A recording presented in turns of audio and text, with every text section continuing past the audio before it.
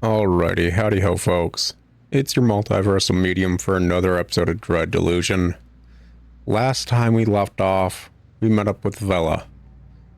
Had a full bit of back and forth.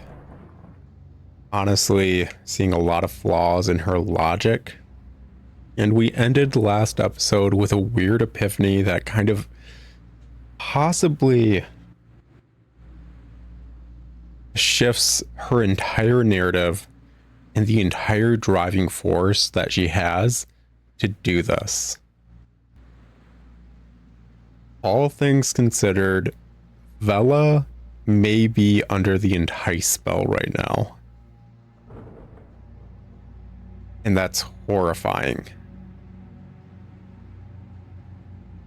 After all, every single member of the Darkstar mercenary that mutinied mentioned that she went off the deep end the second she saw the map and what it represented.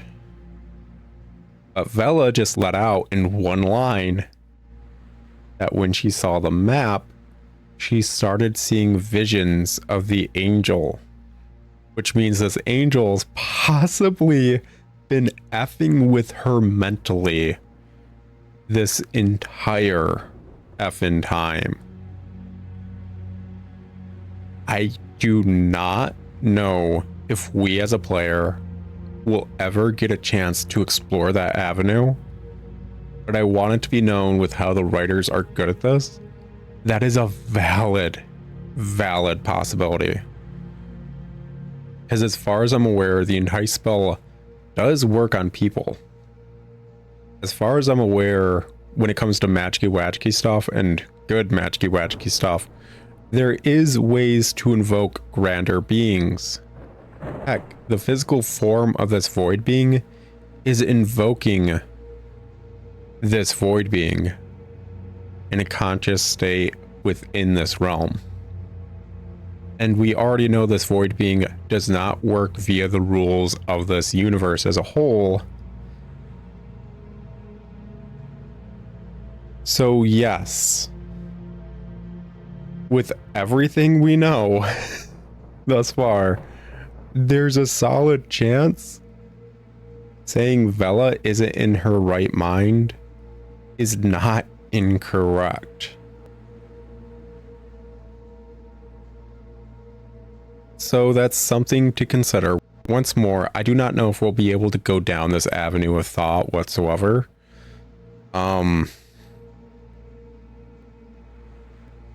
I hope that we possibly are, but if we are, we're going to need a charm check of 100 to possibly break her out of it. And even then, I don't know if it's going to be a full break out of it. But that's something to consider if it's never brought up in later cutscenes. That was a deep lore drop out of nowhere that I had never even considered. The effing angel isn't asleep right now. It is lucid dreaming of our world. Horrifying. Anyways, let's get into it. Basically, last series of sentences was Vela talking about how bad the world is, and she's so tired of war and death and everything everywhere. She thought she could change things, but she's seen so many dead bodies by now, and she's gotten so used to this. Well, you never get used to the stench of burning flesh. You really don't. That is a very...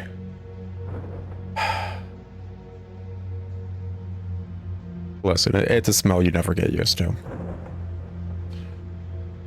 And she's dealt with it so much. So she wants to do this to chance changing everything for the better. So you'd risk another world rend just to give bread to the poor.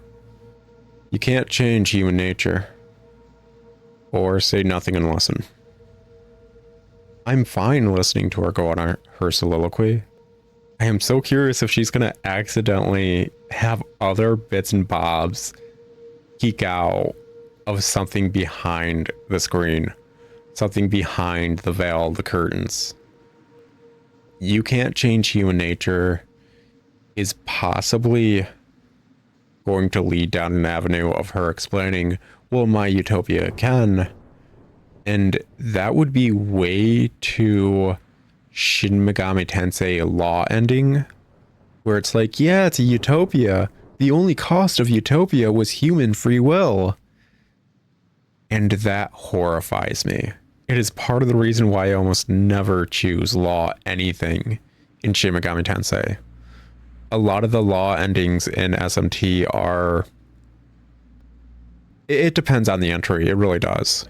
But Strange Journey was my first entry into SMT, and Strange Journey's law ending 100% was that. Humanity would reach utopia. It would just cost them their free will. And I despise that prospect. So you'd risk another world rend to give bread to the poor. That is diminishing her logic and reasoning. It's honestly spitting in her face. Like, you'd seriously do this for the small effing thing or whatever. And it's like, no, that's not exactly what she's saying. She's using giving bread to the poor and all the other effed up aspects to showcase how screwed up the world is. I'm just going to keep listening, at least for now. Her stare gains a fiery intensity.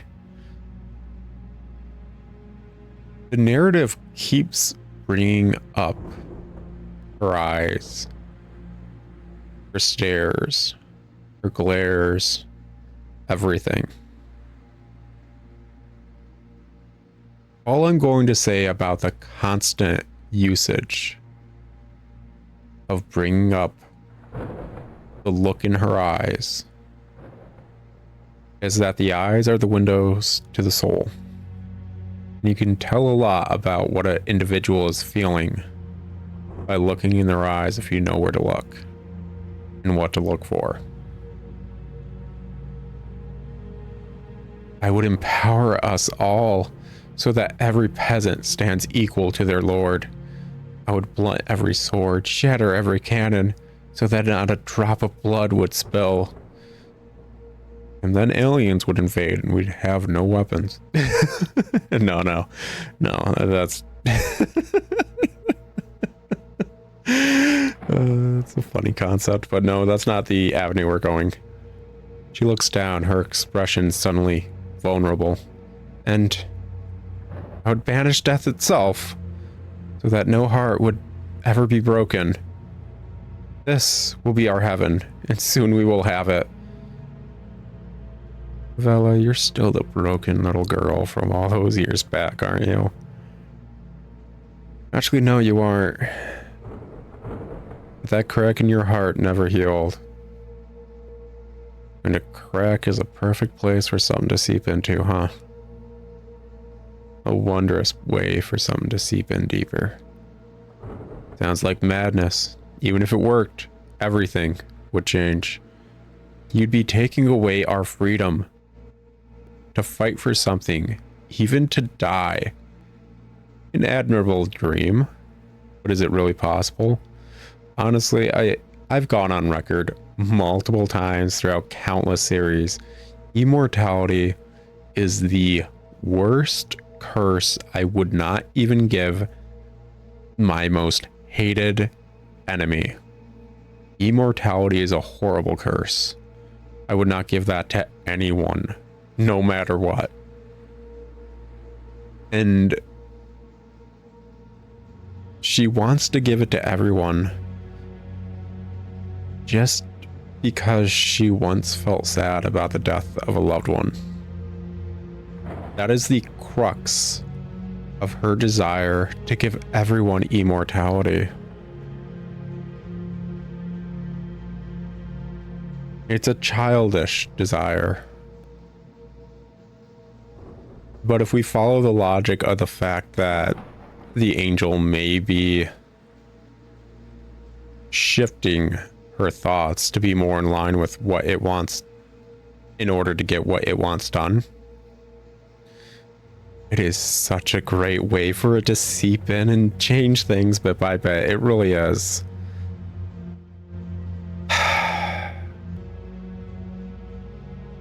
If everyone was immortal, would people even bother having kids? Would there be a new population? If people are willing to have kids, would they ever stop? Would we overpopulate?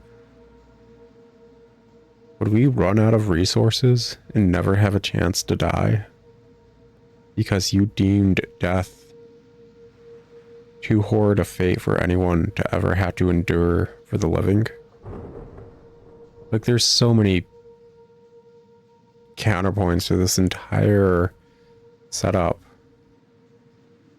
And I like that it showed the fact when she said that she was looking vulnerable, she did go back to that mental space of when she was younger.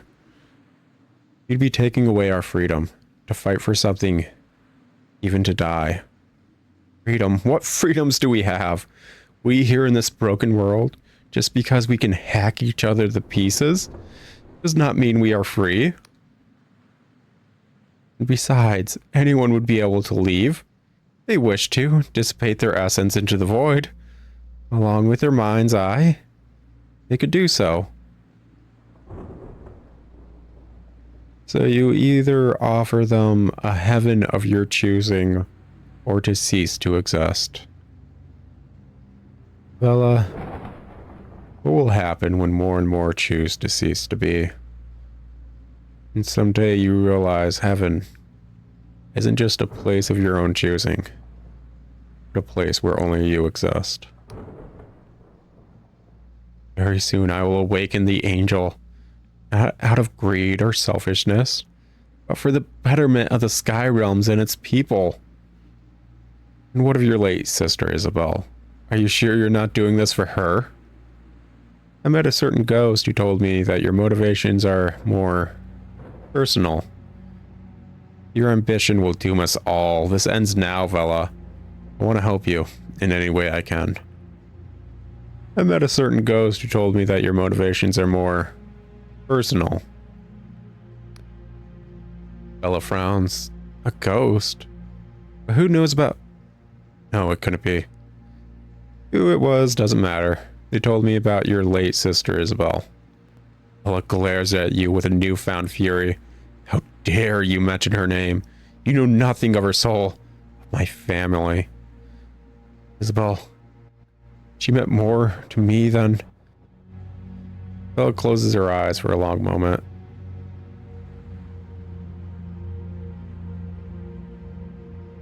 She preaches all this ideology, but I do want to circle back to the fact that when Vela was a child, she found the Emberian.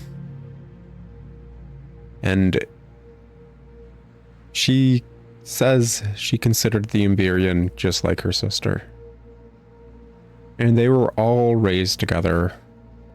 And the Emberian was always kind of considered second class in a lot of ways that she didn't realize until she was older.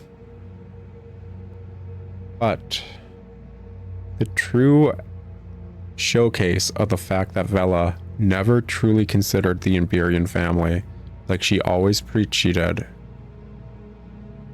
was the mutiny, in the fact that Vela was willing to cut her off to further her ambition to save her sister, the one sister she truly considered actual family.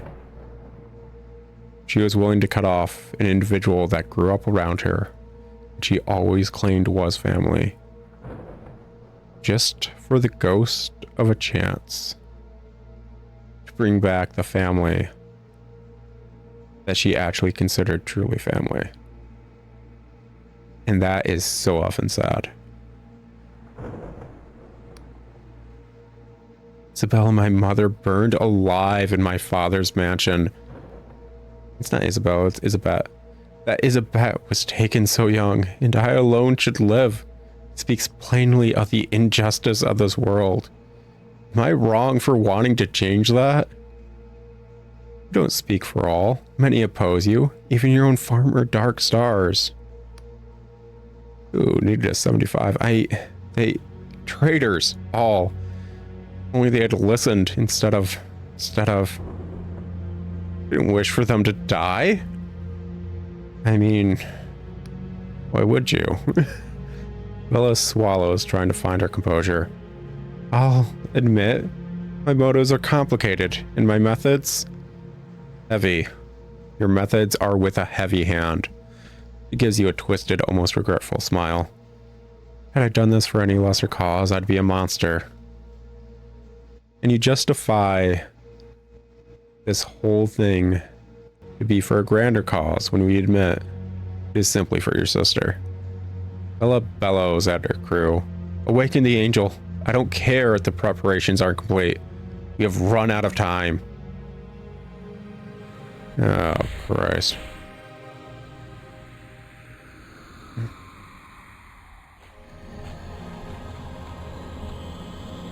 Oh gosh, it reminds me of frickin' the ultimate life form thing from Dragon Quest IV. Sorrow, as well as the other final boss. Anyways, her eyes return to you. I'm terribly sorry about this. I wish there was another way, but there isn't. The coming days are crucial. Now that it's awake, we have many delicate rituals and cipher wards to enact, and you cannot be allowed to meddle in such a momentous endeavor. I'm afraid this is goodbye. We will not meet again. From behind you, you hear Jack Basalt yelling at the top of his lungs, Vela, no!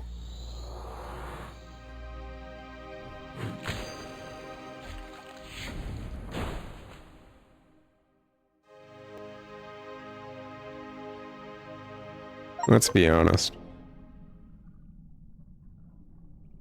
The fact that I was alive as long as I was and doing as much as I was is astounding. I would like to reiterate the point I made last episode. I was a lemming tossed into a fire. I kept burning brighter and brighter as those flames rose. But gosh, was I still nothing more than a lemming at the end of the day. A valiant effort, human. The words ring through your throbbing head. Okay, so, there is an achievement. Specifically, for only meeting this dude at this point. So if you go through the entire game up to that, encounter with Vela, without dying, you get a specific achievement. Because obviously you wouldn't know you would survive it. Also, is it just me or was her left hand a bit gargoyle-y? Whatever. The words ring through your throbbing head. Vela, I was so close. Here we are again. Once again, I have plucked you from the jaws of death. But the number of times I've done so is relatively few, human. You have done well to evade defeat thus far. The High Confessor was wise to entrust you with this burden. Yeah, I think this is technically like the 5th time. I checked my stats before starting last episode. But confronting Vela again will prove a formidable challenge. The Emberian craft she has commandeered will not be so easily assailed a second time. Fight your way through. You will surely need my assistance. The entity rattles its chains. These void steel shackles are bound with Vela's magic. Only by her hand or her death will I be freed. I am placing my trust in you, human. I won't let you down. The deity nods its conjoined heads.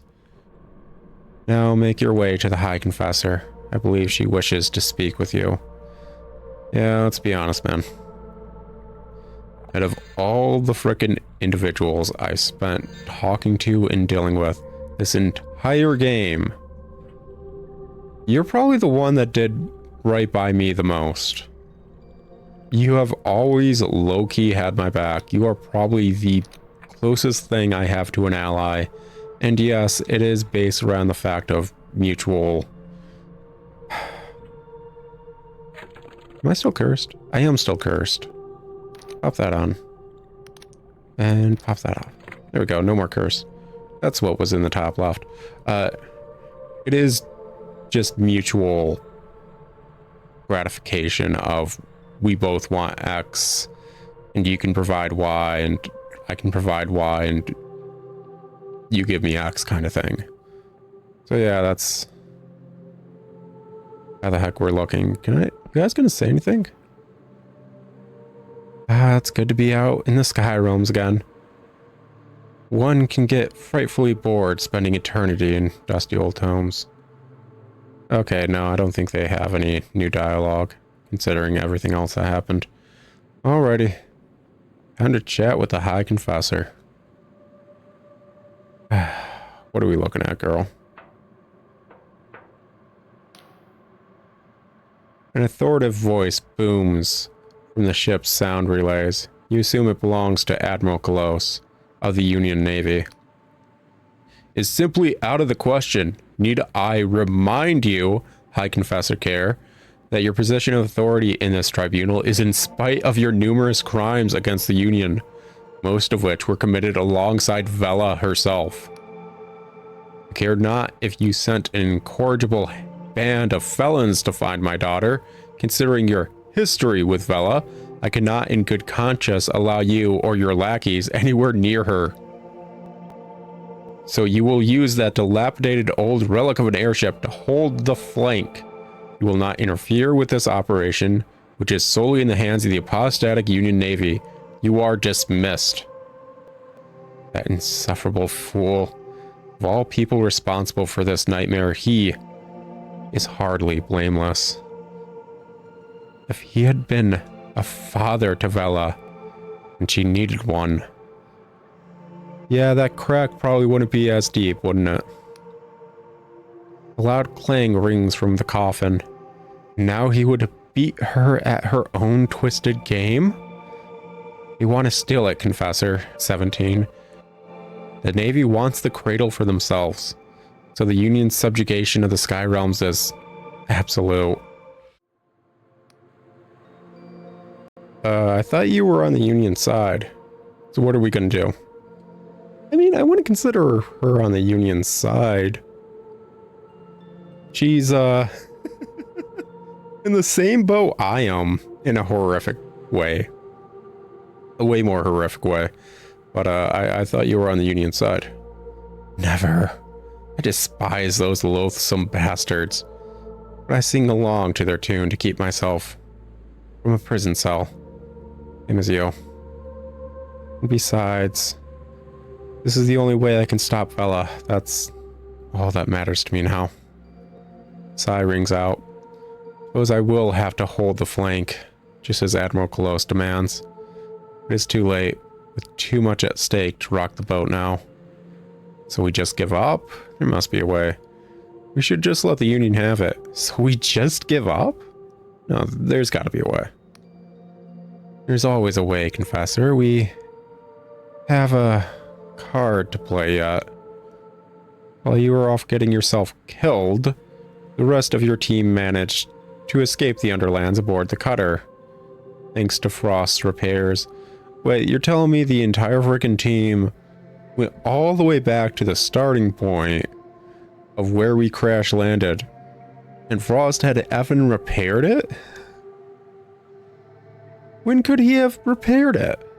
Whatever. As you have no doubt noticed, the cradle has made its ascent to the Sky Realms. The Union Navy, finally realizing the gravity of the situation, showed up in full force. They can't punch through the cradle's defensive shield, some sort of highly advanced Iberian tech. So for the moment, they are at a stalemate. So all we have to do is slip past both. Pilot the cutter and sneak your strike team past the largest fleet in the world and through an impenetrable Iberian shield Just not the most dangerous person alive. What could be simpler? I feel like I'm playing Knights of the Old Republic all of a sudden. Yeah, I've done worse. It's impossible. How would we get past the fleet? In its current state, the cutter would be detected at once by the Navy's aeronautical wizards, but Caxton Frost has an idea.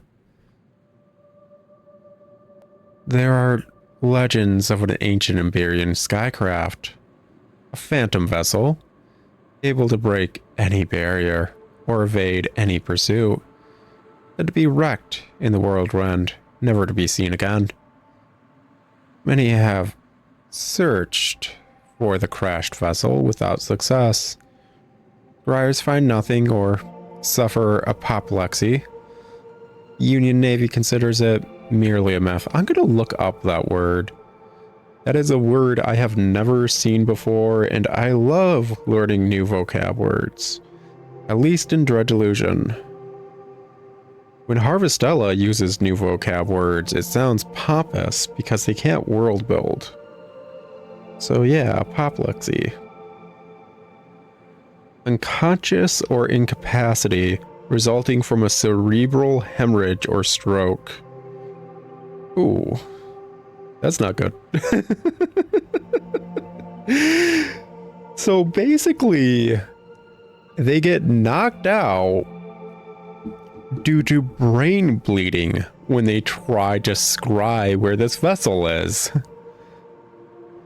And others don't find anything. So you're either so bad at scrying you don't find it, or good enough to be scrying it and have your brain bleed because of it. Lovely. Frost believes otherwise. There are rumors of a particular island with an Iberian wreck that has been drifting through the sky realms. That very island has strayed into the Onric Isles. Oh, what luck. Search the most distant islands in the Onric Isles and find whatever power it is that hides the wreck from scrying minds. Then you might slip past the Navy blockade. So, how can I actually get to those islands? You cannot pilot the cutter, as Frost needs to modify it before your assault on the cradle. No, it seems you will need your own airship. Hey! Anxiety paid off. We're finally there. Take this writ of permission. It will help you bypass the bureaucratic nightmare of purchasing a vessel from the Winged Merchants Guild. As for the hefty fee, you will no doubt be required to pay. I cannot help you. Our coffers are empty, I'm afraid. I'm not even surprised. And take this time to make sure you are fully prepared for the fight ahead. I do not think this situation will resolve anytime soon. And assaulting the cradle will be no easy task. Yeah, you should get going. I have my own troubles to attend to. What troubles? Oh, it is a rather delicate matter. I am honest, your help would be appreciated. As you have no doubt noticed, there are tensions between this tribunal and the wider union. Both the Navy and my Inquisition superiors have begun to question my loyalty to the cause. So they have asked me to issue a command they know I will find. She inhales throatily. Disagreeable. There's a small house in the western forest of Hallowshire, where our agents have stumbled upon a certain godlet. This tiny, stunted god be of little significance, only my superiors know that in years past it was in my care, that I was fond of the thing. She is silent for a moment. This is not the time to arouse their suspicions. You must go to this godlet. You must. She swallows slowly. Slay it on my orders, and then we will continue as normal. Tell me about this godlet. She slams the inside of her coffin. Does it matter? Confessor. They are the shriveled, pathetic forms of diminished gods. There have been thousands scattered around the sky realms since the God War. The Inquisition destroys more of them every day. This one is no different. Okay, I'll kill it for you. Thank you, Confessor. Remember, you will find it in the western forest of Hallowshire. Take this void scalpel.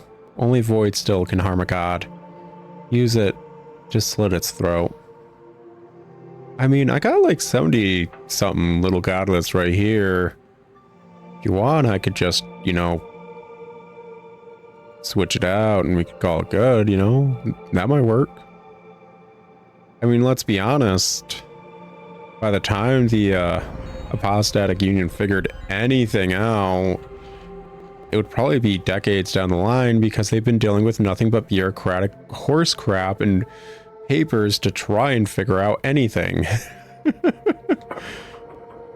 But yeah, I guess I'll deal with it bit by bit. Okay, so we can finally buy an airship. Got a quest like that. We got a quest we've had since we first visited Hallowshire about visiting an island where a old veteran of the God War had to basically leave his lover and commander, if I remember right. Okay, let's see here. Let's go to Hallowtown. This is a good enough starting spot. Alrighty. Let's see here. Should be able to purchase it from over yonder. Ooh. Got a good number of ships just kind of floating about.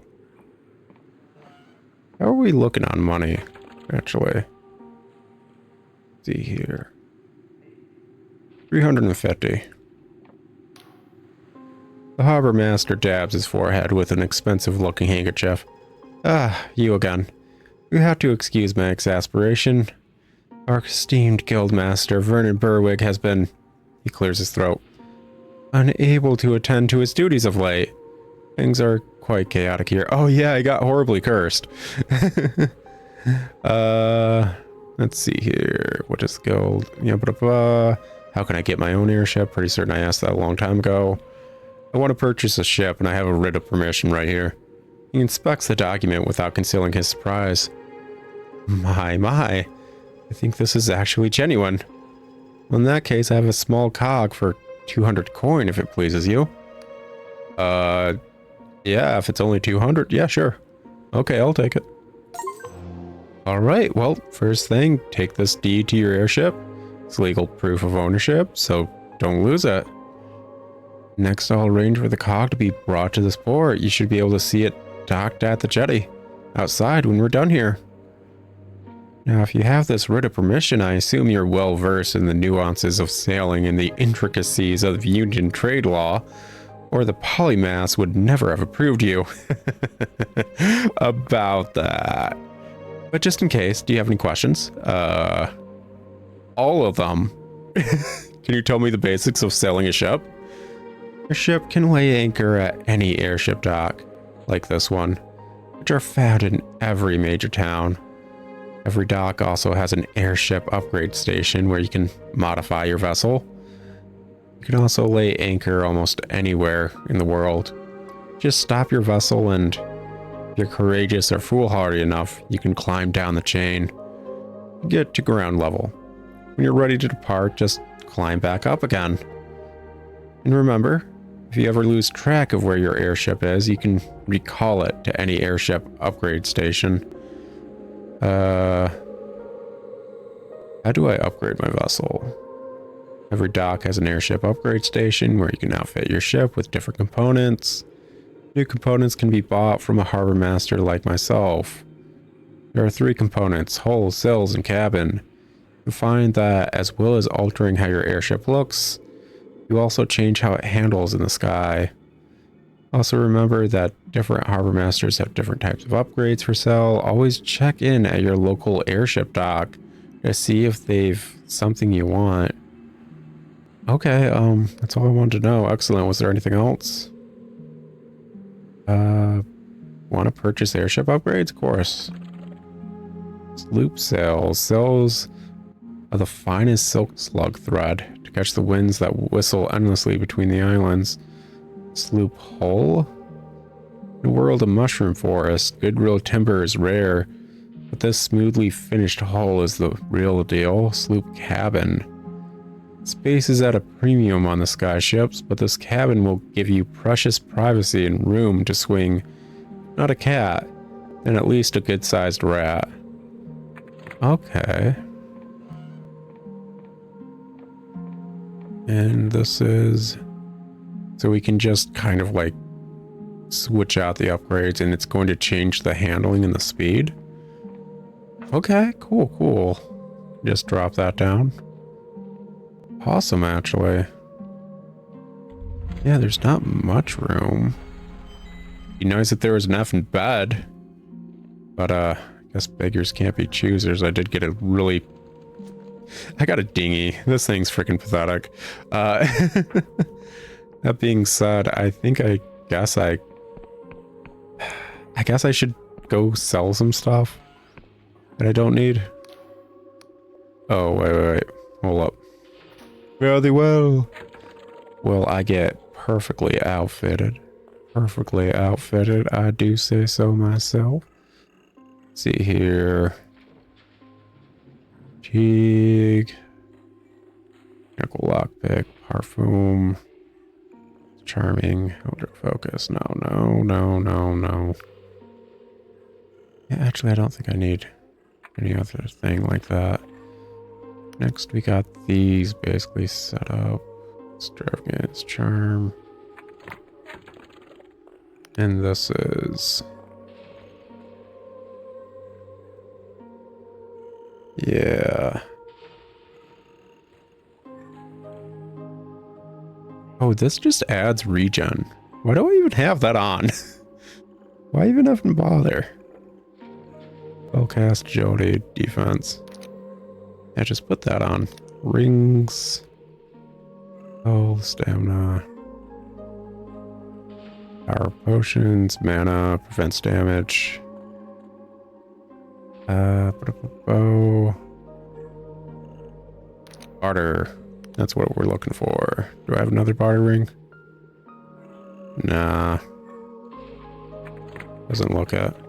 Okay. Let's see here. Actually, can I upgrade this to outlaw armor? Yeah. A studded suit of armor, outlaws in the sky realms will often enhance their equipment with crude studs and spikes, so that even their bodies can serve as brutal weapons. Increases attack too, that's actually awesome. Okay, so what we're looking at is... How much Iberian ore do I actually have? What are we looking at there? We've got 10. Which means I think we can upgrade 3 items. Yeah. I'm going to possibly go for probably the bow and greatsword. Yeah. A warbow from the ancient Iberian Empire is an object of lethal beauty, its curved body tense with potential. This example has somehow survived to the present day, every bit as deadly now as it was then. And you can upgrade it again. Void bow. A bow forged from night black voidstone. This unsettling weapon seems to split deadly shadows at its targets. The string is eerily silent, releasing its arrows with only the ghost of a whisper. Clockwork bow, a spectacularly strange bow from where else? The Clockwork Kingdom. This contraption can be instantly transformed into a broad cutting blade in case of enemy has managed to get close. Someone's in for a big surprise. Shroom weave bow. A bow made from shroom weave. A substance that shimmers with potent cipher magic. When gripped in one's hand, it is said that a shroom weave weapon makes casting spells quicker and less taxing on the mind. Oh, okay. Sure. That's interesting. Get the Emberian Greatsword going. A true Emberian Greatsword, of the kind that was wielded by the knights and paladins of that long ago empire. To carry this is almost to walk through the age of myths again, but as a hero or a villain. Yeah, we can upgrade this into a Void Greatsword. A great shard of inky blackness. This blade must have taken an enormous amount of extremely rare void stone to forge. Clockwork Greatsword. A contrivance from the Clockwork Kingdom. This greatsword can be reconfigured into a large gun. Practically a portable cannon. Bombard your foes from afar and feel like a skyship captain, even with both feet still on the ground. Shroomweave Greatsword. Shimmering Greatsword of Shroomweave, a weapon long coveted by Wiccan covens. When gripped in one's hand, it is said that a Shroomweave weapon makes casting spells quicker and less taxing on the mind. Okay, so it seems that the Void weapons are just the best damage-wise. Clockwork adds for a bit less damage, practicality, and Shroomweave for a bit less damage adds spellcasting modifiers, which is interesting. Also note that there's only 3 possibilities you can upgrade it to, and I do not know if we're ever going to get any more Emberian ore. In fact, the reason I have 10 instead of 9 is I went out of my way to jump down on that elevator bit. So most people would probably only have 9, which is enough to upgrade 3 weapons and choose from these 3 for your 3 choices of weapons. That makes sense. Let's see here. Let's see what you got for sale. Let's actually switch over to selling my stuff. All right, let's... all of these, just all of them. Except that. Oh, let's see here.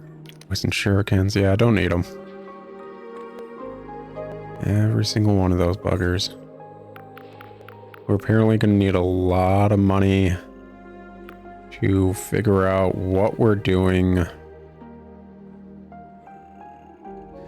with all these ship parts, which I guess we'll do that for the rest of the episode.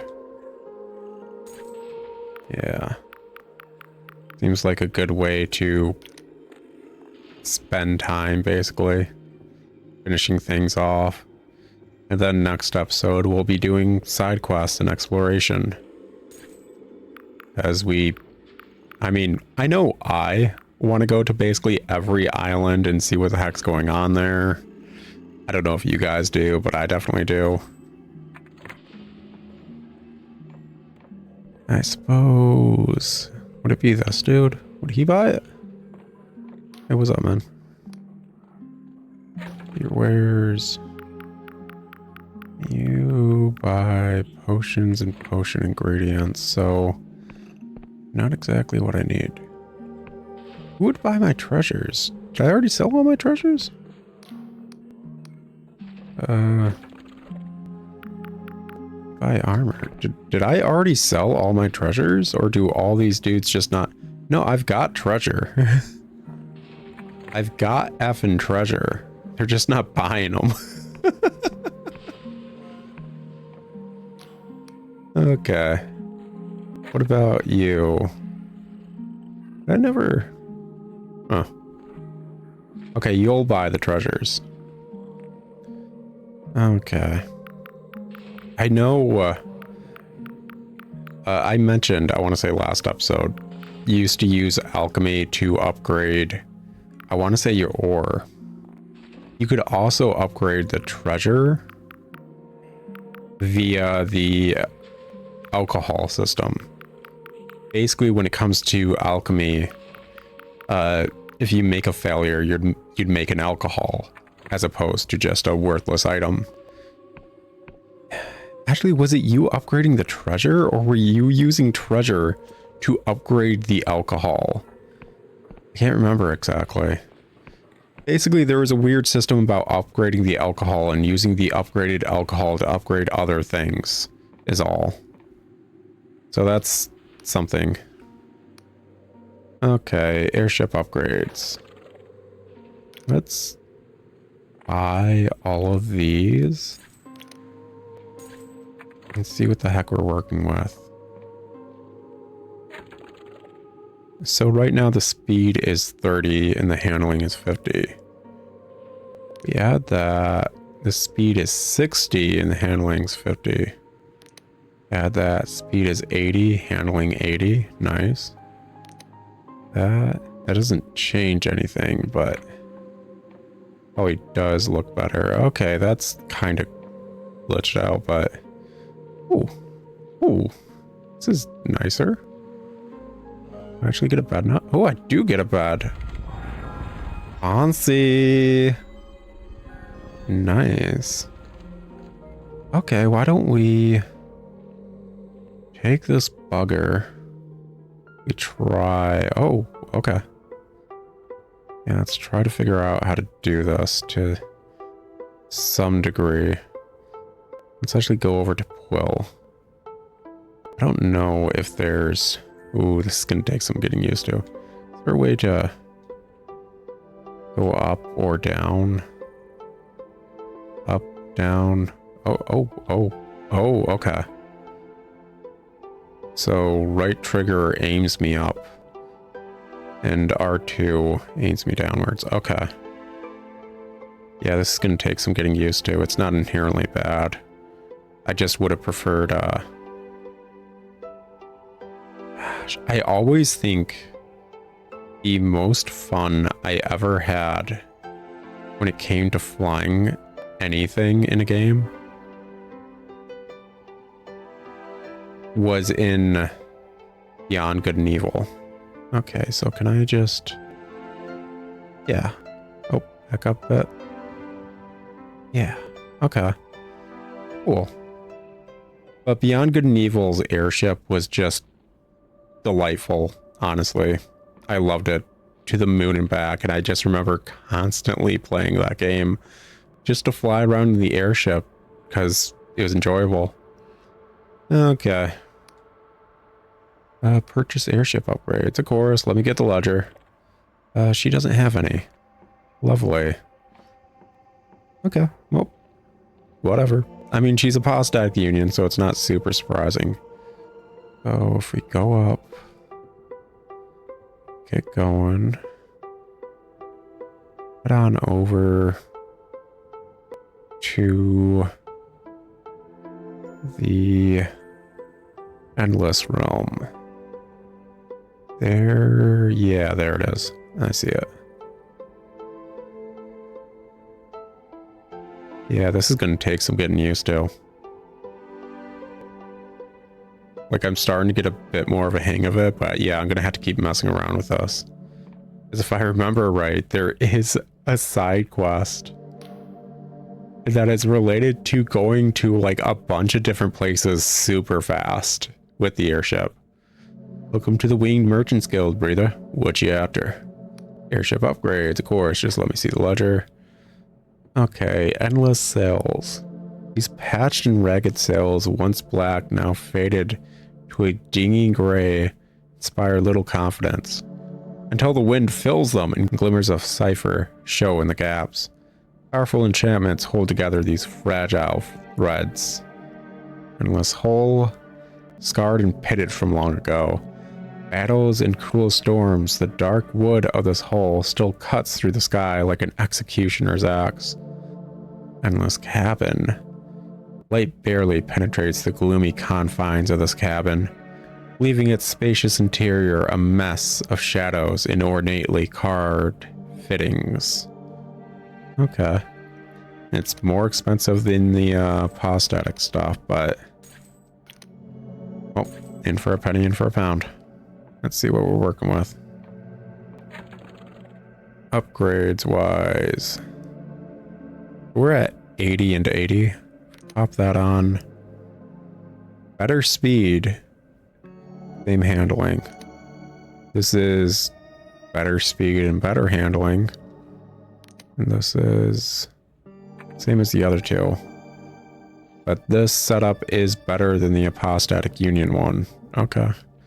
I feel like I'm just flying a cathedral. I still can't get a decent bed. Can I just take the bed from the other one? Ooh, what's this? Temporary buff to spellcast. Okay, so there's a buff? Cool. Maybe the other one had a buff as well and I just didn't notice. Didn't look for it. Actually, yeah, let's switch back over. You know me, it's basically a house. At that point, it looks so out of place. Anyways, was there a buff around here? This would be the buff, yeah. Ooh, temporary to barter. That would have been nice for buying the, other parts, but okay. Yeah. So, get it going. Gosh. So many possibilities now. But we are basically at the end game. These are all of the possibilities, and there's nothing really else there. Oh, what are we looking at right here? Is that just, the itty bitty island? Hey. What are we looking at?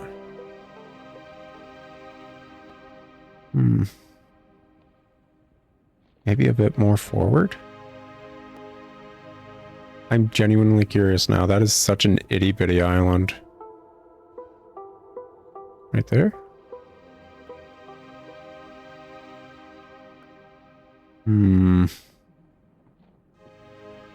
Maybe I need to drop down a bit.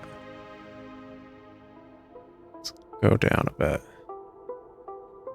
What are we looking at with this itty bitty island?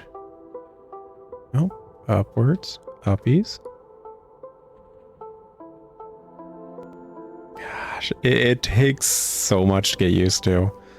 I'm certain there are people out there that are like just perfectly able to rock this. That should be good, right? Like right there. Maybe forward a bit. Hold up. There we go. Okay.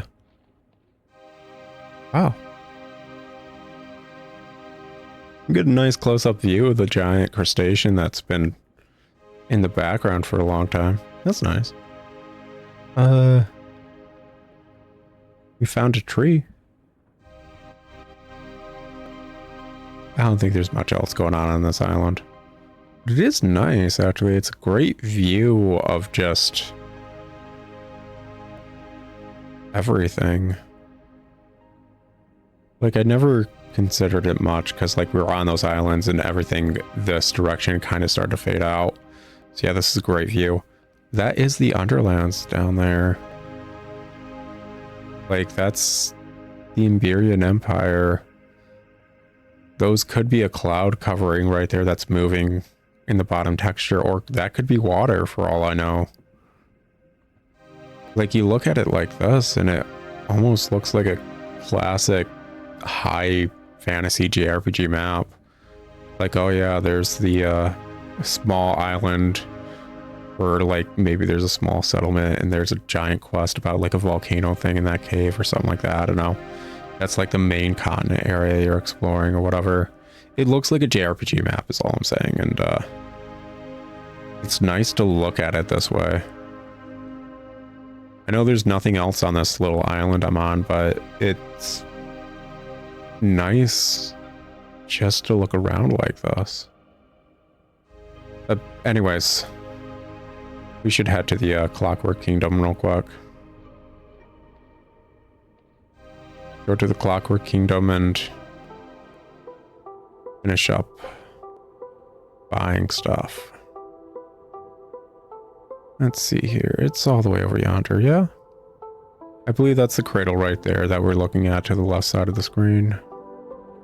This should be the Clockwork Kingdom. Yeah.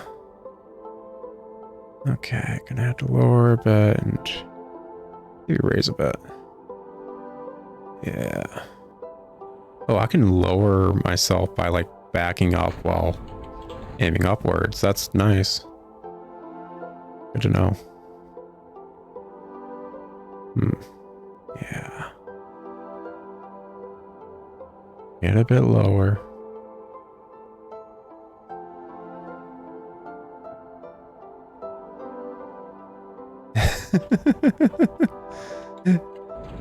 I'm starting to figure out little intricacies of it, and it's nice. It just takes a second, just like everything else. Okay, what's the damage gonna be for this one? A good deal. Not as bad as the... What is it? Yeah, it's not as bad as the Endless Realm, weirdly enough. Okay. Let's see here. Still gonna have to sell some stuff, which means... Gosh,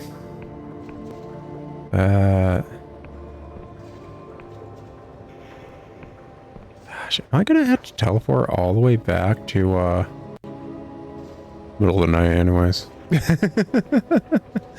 I think I'm gonna have to teleport all the way back to Hollowtown hecka quick.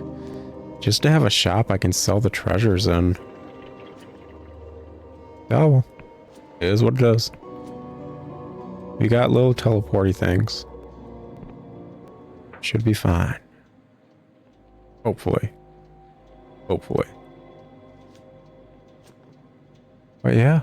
Yeah. Almost done fully upgrading the ship and seeing all the other possibilities. So let's go. Oh, you know what? The Erudite Academy also had a dock, I believe. So we should check that out too before we finish the episode. Definitely should do that. It's... Yeah, it's still middle of the night, so... Advanced time spell and all that. I love how solid lore building wise this spell is. Okay. Look at your wares, and I'd like to sell mine. There we go. Sell all of these. Honestly, I'm probably just set at that point, but I don't know if I need any more money, period. I guess I'll hold on to the smallest form of treasure just in case. But besides these ship upgrades, I don't know if there's much else I need to spend money on. I mean, there's a possibility of it. Actually, let's go to the Erudite Academy real quick. Because getting back to the teleporter in the Erudite Academy is just easier than getting to the teleporter. Was there not a docking station? I thought there was. Maybe I'm wrong. There's just a lot of like areas that look like they could have been docking stations on just these two buildings. Okay. Well, that answers that. But yeah, the teleporter is way easier to get back to than going all the way to the Clockwork City to pick up these upgrades and then walking all the way back to this teleporter just to check the Erudite Academy real quick. And then I would have had to come all the way back to the Clockwork City. So yeah, funny fun. Let's see here. I love these speed shoes so often much. I just like going fast in games. Freaking, I've been playing the Oblivion remaster on an alt to try and get a feel for the game and the odds and ends, the nuances. There are a good number of things that are actually changed. I'll probably talk about that in my next Oblivion episode of whatever. Clockwork cabin. A cabin with a peculiar dual dome window design, which was commonly seen in Cardovan craft in the God War. Certain vessels of the Clockwork Kingdom still utilize such a layout to this day. Purchase? Clockwork hull. Hulls produced in the Clockwork Kingdom come fitted with all manner of useful additional apparatus for steering, docking, stowage, and the like. If you can figure out what all the buttons do. Clockwork sails. These ingenious quote-unquote sails are in fact nothing of the sort. A complex cipher engine fires an incomprehensible number of small spells per second, a reaction that propels the craft forward while generating an immense amount of heat and waste energy. Oh heck yeah. Frickin' destroy the ecosystem. Okay. Let's see. Currently we're at 190. Switch the hull. Speed is at 80, but handling is at 115. We switch the sails. 95 speed, 90 handling. This does not change anything. But this is what the heck we're looking at. Okay.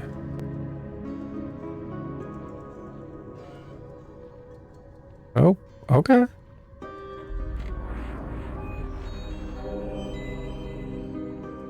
Oh, anyways. I've been playing the remaster of Oblivion, and the so freaking pompous. Why does this exist? I love this. I love that it does this. It is so stupid, especially with this right here. It's my kind of effing stupid. I love it. Anyways, Oblivion remaster. I immediately on my alt maxed out my speed, and I'm just like slowly grinding athletics so I can go faster and faster, because it's so much fun to actually just go fast in a game. I love it to the moon and back. I love the stupid frickin' speed shoe nonsense that we have. It fuels me. Love going fast. Actually, why I dislike the side-scrolling Sonic games, because they want you to go fast and then stop and do precise platforming, and then want you to go fast and then stop to do precise platforming, and then want you to go fast, and it's like, oh, this is like a weird cock tease. Anyways, guys, it's been an episode. Next episode, we should probably just be doing side quest stuff. I don't know if doing all the other islands is going to be one episode or two. I don't think it's going to be more than 2 episodes. If it is, 3 would be the maximum, I'd assume. Weirdly enough, I want to say if we want to get the most out of all of this stuff, that's better handling at the cost of speed. Better speed at the cost of handling. 115 speed. Yeah, at the cost of handling, that's...